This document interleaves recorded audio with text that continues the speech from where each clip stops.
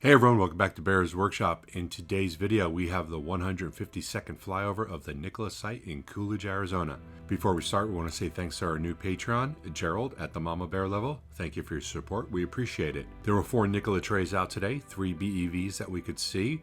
Not sure about the other. That one was in the tent. The semi-truck frame count is now up to 34. They have started to triple stack them, and they are more in the shadows next to the building, so they're kind of hard to see.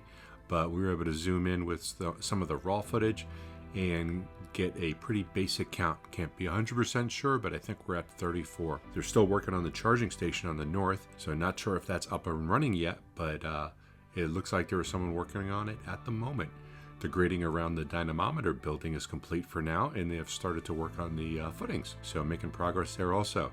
Also, the roof membrane appears to be just about complete. We did see a semi dropping off materials at the battery building today. Not 100% sure what this was, but it looked like it was a battery structures for the semis.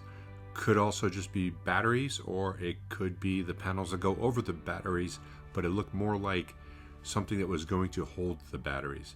There was quite a few of them, so let me know in the comments what you guys think that was. Our next live stream of the Nikola site will be next Monday, and the next episode of Fast Charging with B&B will be next Tuesday at 4 p.m. Pacific. Hope you enjoyed this video, and if you do, hit that like button. If you haven't already, please subscribe to see more content like this in the future. You can follow us on Twitter at Bears Workshop, and thanks to all of our patrons. We do appreciate you. Now, let's go fly.